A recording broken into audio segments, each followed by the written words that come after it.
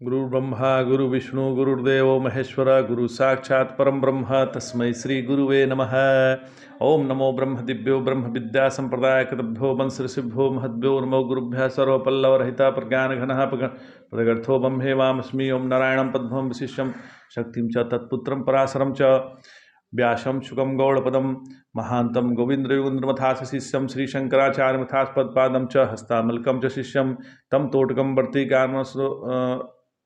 वर्तिकारमन्नास्मद्गुरु संततो मानस्ति श्रुति स्मृति पुराणानामालयं करुणालयं नमामि भगवत्पादं शंकरं लोकशंकरं शंकरं शंकराचार्यं केशवं बादरायणं सूत्रभाष्यकृतो वन्दे भगवन्तो पुनः पुनः ईश्वरो गुरुरात्मेति मूर्तिभेदविभागिने व्योमवप्ताय देहाय दक्षिणामूर्तये नमः। ओम श्री गुरुभ्यो नमः। ओम श्री परमात्मने नमः। हम लोग गीता के 8वें अध्याय का अध्ययन कर रहे हैं। नारायण, हम यदि अन्य से प्रश्न पूछते हैं तो उत्तर मिलता है पर समाधान नहीं मिलता। हम किसी भी अन्य से प्रश्न पूछते हैं तो उसका उत्तर तो मिल जाता है पर समाधान नहीं मिलता। तो समाधान स्वयं ढूंढना पड़ता है। किसी भी प्रश्न का समाधान स्वयं से ढूंढना पड़ेगा महाराज। और समाधान तब मिलता है जब मन शांत होता है।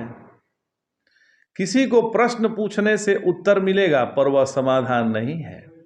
जब जब हृदय में कोई प्रश्न उठे तो श्रीमद् भगवद गीता के 2 अध्याय के 7वां श्लोक कापर्ण दोषोपहत स्वभावः पृच्छामि त्वां धर्म समूढ़ चेताः यक्षेयः स्यानिश्चितं ब्रूहि तन्मे शिष्यतेऽहं साधि मां त्वा प्रपन्नम्। कापर्ण दोषोपहत स्वभावः पृच्छामि त्वां धर्म समूढ़ चेताः यक्षेयं स्यान्निश्चितं ब्रूहि तन्मे शिष्यतेऽहं साधि मां त्वां प्रपन्नम्। इस मंत्र का 11 बार जप करिए और फिर अपने साधना का प्रश्न श्री भगवान के सम्मुख रखिए तो आपके प्रश्न का उत्तर अवश्य ही मिलेगा।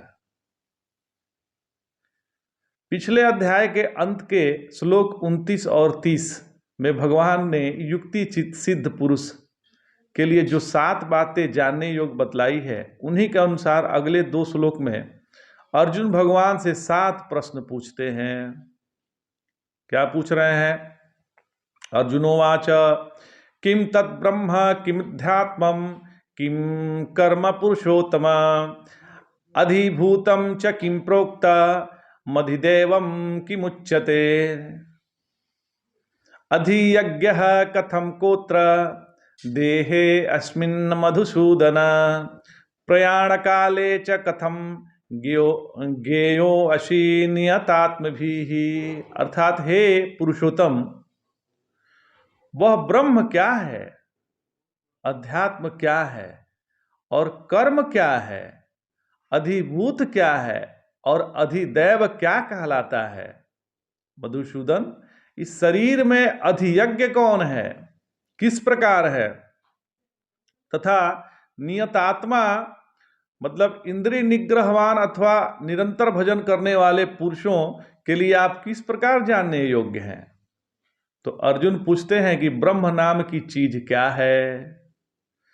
तो एक कुएं पर कई औरतें अपनी अपनी बाल्टी से पानी भर रही थी। थोड़ा कथा सुन लीजिए फिर आगे बढ़ते हैं। एक कुएं पर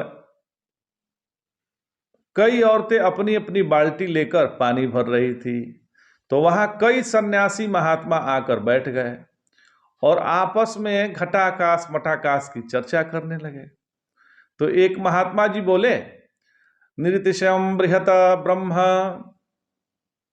परिच्छेद सामान्याभावो फलचितत्वं ब्रह्मत्वं निरिशतशयं बृहत ब्रह्म परिच्छेद सामान्याभावो फलचितत्वं ब्रह्मत्वम। अर्थात ब्रह्म परिच्छेद सामान्य के अत्यंताभाव से उपलक्षित है। परिच्छेद सामान्य माने किस्म किस्म के टुकड़े, किस्म किस्म की परिचिनताएं, और तरह तरह के जो कतरे हैं, मिट्टी के कतरे, पानी के कतरे, आग के कतरे, देश के कतरे, काल के कतरे, वस्तु के कतरे, उन कतरों को बोलते हैं परिच्छेद सामान्य। तो इनका जो अत्यंता भाव है, और वह अत्यंता भाव जिसका लक्षण है, उपलक्षण है, माने तटस्थ लक्षण है, लक्ष्य के साथ लगे बिना दूर ही से दिखता है, वह है ब्रह्म। जब सन्यासी महात्मा लोग इस प्रकार से चर्चा करने लगे तो बेचारी गांव की ग्वालिन ने पूछ बैठी कि ये सखी, यह सखी लोग जो ब्रह्म की बात कर रहे हैं यह क्या होता है? तो दूसरी बोली कि अरे सखी, कोई ब्रह्म हमारे सांवले सोने श्याम सुंदर का स्वरूप हो, या कोई रिश्तेदार नातेदार हो, या कुछ साला वाला लगता हो, तब तो हम बताएं कि वह कौन है। यहां बिना श्याम सुंदर से संबंध हुए ब्रह्म का नाम कौन लेगा? तो अर्जुन ने पूछा कि वह ब्रह्म कौन है। तो ध्यान दीजिएगा, पहले अर्जुन ने ब्रह्म को परोक्ष देखा था, फिर ब्रह्म को प्रत्यक्ष देखा भगवान कृष्ण के रूप में, और फिर ब्रह्म अपरोक्ष हो गया। यह अपरोक्ष ब्रह्म ही है जिसके बारे में अर्जुन का प्रश्न है, किम तद ब्रह्म। यहां पुरुषोत्तम कहने का तात्पर्य है कि आप पर मेरी पूरी श्रद्धा है। पुरुषोत्तम से तात्पर्य यहाँ इतना ही है कि हमारी जो है आप पे अत्यंत श्रद्धा है। आप जो बताएंगे उसे मैं समझने की कोशिश करूंगा, और बिना श्रद्धा के, बिना प्रेम के मैं किसी से सुनूंगा तो वह जल्दी दिल में बैठेगा नहीं। तो अर्जुन आगे पूछते हैं कि अधिभूत क्या है, अधिदैव क्या है, और प्रयाण काल में नियतात्मा होकर आपका ध्यान कैसे प्राप्त करें। तो प्रयाण काले च कथम ज्ञेयोसि नियतात्मभिः। तो इस पे अगले सत्र में चर्चा करेंगे। आज इतना ही। जय जय शंकर, हर हर शंकर।